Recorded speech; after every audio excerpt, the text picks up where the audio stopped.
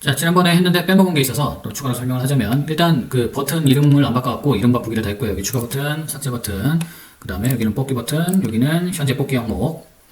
자, 이렇게 바꿨고, 그 다음에 하나 빼먹었는데, 여기 스크롤 가능 수직 배치 여기 있잖아요. 여기 한 덩어리, 여기 두 덩어리. 요 안에 문자가 들어가야 되는데, 레이블을 안 집어넣더라고요. 그래서 레이블을 들어가서 여기다 넣고, 그 다음에 텍스트 지웠고, 넓이는 부모 맞추기로 했습니다. 해갖고 넣어놨고요. 자, 요거는 지우고. 이렇게 해서 요거 이렇게 추가됐고, 요게 있어야 여기에 텍스트로 표시가 되겠죠. 웹에서. 그래서 요거 두 개를 빼먹어서 추가해서 넣습니다. 그 다음에 저기 이름 바꾸기 했고요. 자, 이렇게 하면은 여기 완성이 됐고, 다시 블럭 파트로 와서, 자, 우선, 그 급식 어플 만들 때처럼 변수를 먼저 지정을 해줘야 되겠습니다. 자, 변수 만들기. 그래서 변수 이름을 항목 리스트로 하나 만들어 주시고요. 자, 그 다음에 초기 값은 빈 리스트로 이렇게 만들도록 하겠습니다. 리스트라는 건 지난번에도 봤다시피, 말해드렸다시피, 뭐 지금 이런 거를 하고 있는 거죠. 잠시만요. 메모장을 열고. 자, 메뉴를 정할 거예요. 햄버거. 그 다음에 뭐 스파게티. 자, 이게 목록이잖아요. 이게 리스트잖아요. 이 리스트를 만드는 건데, 이 리스트 이름이 항목 리스트라는 것이고, 일단 비어있는 리스트를 만드는 것이죠. 형태가 이렇게 되는 거죠. 이렇게 비어있는 리스트. 자, 이렇게 비어있는 리스트 하나 만드시고, 그 다음에 또 이렇게 전역 변수 만들기를 또 가져오셔서, 이번에는 이름을 뽑힌 항목 리스트로 이렇게 만들어 주시고요. 마찬가지로 빈 리스트 만들고, 이 두 개는 뭐냐면 여기가 지금 두 개가 이렇게 비어 있는 그런 항목을 리스트 값을 만들어 준 것이죠. 그 다음에 전역 변수 만들기 하나 더 한 다음에 두 개 더 할게요. 그 다음에 이거는 지우시고. 자, 얘는 뭐냐면, 자, 임의의 수 랜덤으로 뽑을 거기 때문에 임의의 수 냅두시고 초기 값은 0으로 합니다. 0. 그 다음에 마지막은 이따가 타이머 실행 횟수, 타이머를 달 건데요. 타이머 실행 횟수. 이렇게 해서 만들어 주시면 되겠습니다. 자, 이걸 하니까 또 생각이 나는데, 이 디자이너에서 알림도 하나 놔주시고요. 보이는 것만 있네요. 그죠? 그 다음에 시계도 하나 놔주도록 하겠습니다. 시계가 어딨죠? 센스에서 시계. 이렇게 집어넣도록 하겠습니다. 그리고 이 버튼 중에 지금 하나 잘못 넣은 게 있는데, 이 일반적인 버튼이 아니라 여기 삭제 버튼은 여기에 보시면 목록 선택 버튼이라는 게 있어요. 목록 선택 버튼을 여기다가 놔주시고, 그 다음에 부모 요소에 맞추고, 그 다음에 이 삭제 버튼 대신에 여기에 들어가는 거거든요. 이 삭제 버튼은 지울게요.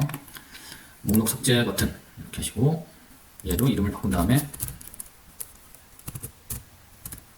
삭제 하시고, 여기도 삭제. 목록을 삭제할 때 쓰는 버튼인데 어떻게 다른지는 이따가 하면서 보시면 알 수 있을 겁니다. 둥근 모서리. 자, 여기에서 나타나지는 블럭이 달라요. 요거를 하게 되면 요 목록 삭제 버튼에서 나오는 그 블록 메뉴하고 일반 버튼에서 나오는 블록 메뉴가 다릅니다. 그래서 이걸로 하게 되면 훨씬 편하게 할 수 있는데 이따가 보도록 할게요. 자, 그 다음에 타이머 실행 횟수인데, 타이머 실행 횟수도 마찬가지로 초기 값을 0으로 해주시면 되겠습니다. 자, 이렇게 변수를 만들어 놓고, 자, 이 변수들을 어떻게 쓰는지 한번 보도록 하겠습니다. 이 두 개는 리스트 변수고요. 리스트가 계속 바뀌기 때문에, 이 리스트가 변하기 때문에 변수를 집어넣고, 그 다음에 뭐 랜덤 값이 나와야 되니까 임의의 수가 전 변수로 들어가고, 또 타이머 실행 횟수 요거는 하면서 설명을 하도록 하겠습니다. 자, 일단은 버튼 추가했을 때 어떤 이벤트가 일어나는 것이기 때문에, 자, 버튼, 추가 버튼 누르죠. 추가 버튼을 클릭했을 때, 자, 요거를 먼저 가져오시고, 그 다음에 제어해서 if문을 실행해 보도록 하죠. 만약에 뭐뭐 이라면 실행, 아니라면 뭐 이걸 가져오셔서 여기다가 집어넣으시고, 만약 한 다음에 그 옆에 있는 곳에는 조건을 넣고, 요게 맞을 경우에 실행될 부분을 여기다 넣고, 이게 아닐 경우에 실행될 부분을 여기다 놔주시면 되겠죠. 만약에 자, 텍스트 박스 1의 값이 요거의 텍스트가 아무것도 안 써 있다면 경고 메시지가 나가야 되겠죠. 아무것도 없는데 추가 버튼을 눌렀으니까 여기에다 아무것도 안 써놓고 추가 버튼을 누르면 뭐 입력하셔야죠 라고 알림 메시지가 떠야 되겠죠. 그래서 알림을 집어넣은 거고요. 그럼 알림을 나타나게 할 거니까 알림을 클릭하시고, 알림을 호출, 경고창 보이기. 이게 빈칸으로 되어 있다면, 이게 맞다면 실행. 알림 메시지는 여러분들 쓰고 싶은 대로 쓰시면 되겠죠. 쓰셔야죠. 뭐 이렇게 해도 되고요. 뭐 정상적으로 할까요? 정상적으로 항목을 입력해 주세요. 자, 이렇게 할 수 있고요. 자, 만약에 또 이게 아니라면 어떻게 해야 되느냐? 여기에 쓴 게 여기 항목으로 들어와 줘야 되는 거죠. 남은 항목으로 들어와 줘야 된다. 자, 어떻게 하냐면 항목 삽입하기 를 가져오신 다음에 항목 삽입하기 리스트. 어떤 리스트? 요거죠. 항목 리스트. 항목 리스트에다가 가져오겠다. 뭐를? 항목 리스트의 첫 번째 칸에. 첫 번째 칸이라는 거는 이렇게 쭉 있을 수 있는데 요 순서가 있는데 요 첫 번째 칸에다가 집어넣어주겠다는 뜻이죠. 자, 요 첫 번째 칸에 집어넣겠다. 뭐를? 텍스트를.